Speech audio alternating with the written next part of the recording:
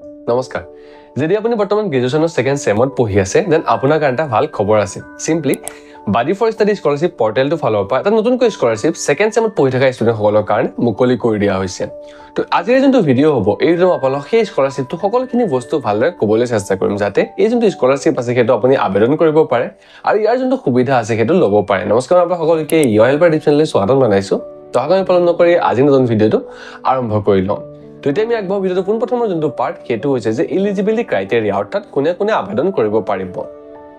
তো এই যোনটো স্কলাৰশ্বিপটো আছে সেইটোৰ ক্ষেত্ৰত মেইন দুটা এলিজিবিলিটি ক্ৰাইটেৰিয়া মেনশ্যন কৰি দিয়া হৈছে পোনপ্ৰথমৰটো হৈছে যে আপুনি যিকোনো গ্ৰেজুৱেশ্যন কোৰ্ছে কৰি নাথাকক কিয় BA হওক BCom হওক BSc হওক আপুনি সেকেন্ড সেমত পঢ়ি থাকিব লাগিব অৰ্থাৎ গ্ৰেজুৱেশ্যনৰ কেৱল সেকেন্ড সেমত পঢ়ি থকা ষ্টুডেণ্টসকলেহে এই যোনটো স্কলাৰশ্বিপ আছে সেইটো আবেদন কৰিব পাৰিব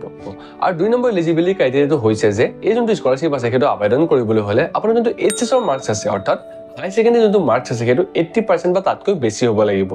যদি আপুনি হাই সেকেন্ডাৰীত 80% বা তাতকৈ বেছি মাৰ্কছ লৈ পাছ কৰিছে তেনে আপুনি যোনটো স্কলাৰশ্বিপ আছে সেইটো আবেদন কৰিব পাৰিব তো এই দুটা মেইন এলিজিবিলিটি ক্ৰাইটেৰিয়া এই স্কলাৰশ্বিপটো আবেদন কৰাৰ ক্ষেত্ৰত মেনশ্যন কৰা হৈছে এতিয়া আমি একবাৰ ভিডিঅ'ৰ সেকেন্ড পাৰ্ট যোনটো হৈছে কি ডকুমেণ্টছ আপোনাৰ হাতত থাকিব লাগিব এই স্কলাৰশ্বিপটো আবেদন কৰিবলৈ হ'লে তো পোনপ্ৰথমে যোনখন ডকুমেণ্টছ সেইখন হৈছে আধাৰ কাৰ্ড আপোনাৰ নিজৰ পৰিচয় হিচাপে আইডেণ্টিটি হিচাপে আধাৰ কাৰ্ডখন আপোনাৰ থাকিব লাগিব দুই নম্বৰতে এখন পাছপৰ্ট সাইজ ফটো লাগিব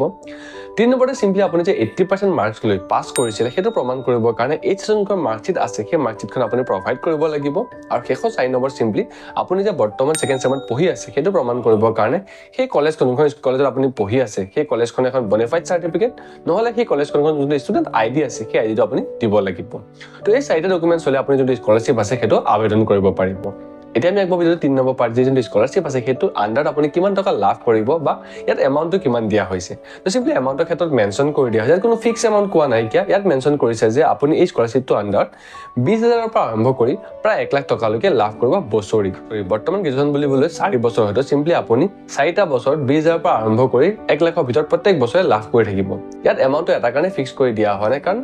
বিভিন্ন কোৰ্স লৈ পেলাই বিভিন্ন লোকেশন লৈ পেলাই ষ্টুডেণ্টবিলাকৰ খৰচ বেলেগ বেলেগ হয় উদাহৰণস্বৰূপে চাব পাৰে আমাৰ নগাঁৱত যদি এজন BCom কৰা ষ্টুডেণ্টৰ খৰচ হ'ব সেইটো গুৱাহাটীত এজন BCom কৰি থকা ষ্টুডেণ্টৰ তুলনাত নিশ্চয় কম হ'ব বা গুৱাহাটীত BSc কৰি থকা ষ্টুডেণ্ট এজনৰ তুলনাত নিশ্চয় কম হ'ব তো সেইকাৰণে বিভিন্ন কোৰ্স লৈ পেলাই বিভিন্ন লোকেশন লৈ পেলাই বিভিন্ন কলেজ লৈ পেলাই খৰচবিলাক বেলেগ বেলেগ হয় তো সেইকাৰণে এমাউণ্টটো ফিক্স কৰি দিয়া হোৱা নাই কিয়া আপোনাৰ টোটাল যিমান বছৰটোত খৰচ হ'ব সেই গোটেই এমাউণ্টটো আপুনি এই যোনটো স্কলাৰশ্বিপ আছে সেইটো আন্ডাৰত লাভ কৰিব পাৰিব তেতিয়া আমি একবাৰ ভিডিঅ'টো শেষৰ পাৰ্ট যোনটো 4 নম্বৰ সেইটো হৈছে যে এই যোনটো স্কলাৰশ্বিপ আছে সেইটো কিমান তাৰিখৰ ভিতৰত আবেদন কৰিব লাগিব অৰ্থাৎ লাষ্ট ডেট কেতিয়ালৈকে আছে আৰু এই স্কলাৰশ্বিপটো আবেদন প্ৰক্ৰিয়াটো কেনেকুৱা তো সিম্পলি লাষ্ট ডেটৰ ক্ষেত্ৰত মেনশ্যন কৰা হৈছে এই মাহ 15 তাৰিখৰ ভিতৰত আপুনি যোনটো স্কলাৰশ্বিপ আছে সেইটো আবেদন কৰিব লাগিব অৰ্থাৎ লাষ্ট ডেট 15 মেলৈকে আছে আৰু এই যোনটো স্কলাৰশ্বিপ আছে সেইটো আবেদন প্ৰক্ৰিয়াটো সম্পূৰ্ণ অনলাইন সিম্পলি আপুনি নিজৰ মোবাইলতে নিজৰ লেপটপতে এই যোনটো স্কলাৰশ্বিপ আছে সেইটো আবেদন কৰিব পাৰিব সিম্পলি মই ডেছক্ৰিপশ্যনত এটা লিংক দি দিছো সেই লিংকটোত ক্লিক কৰি যোনখন এপ্লিকেশ্যন ফৰ্ম আছে সেইখন আপুনি ফিল আপ কৰি পেলাই এই যোনটো স্কলাৰশ্বিপ আছে সেইটো আবেদন কৰিব পাৰিব খালি আবেদন কৰোঁতে অলপ সাৱধান হ'ব কাৰণ যদি আপুনি এবাৰ ভুল কৰে বা ভুলকৈ সাবমিট কৰে ফাইলখন তেনে আপোনাক পুনৰ আকৌ এবাৰ সাবমিট কৰিবৰ সুবিধা দিয়া নহ'ব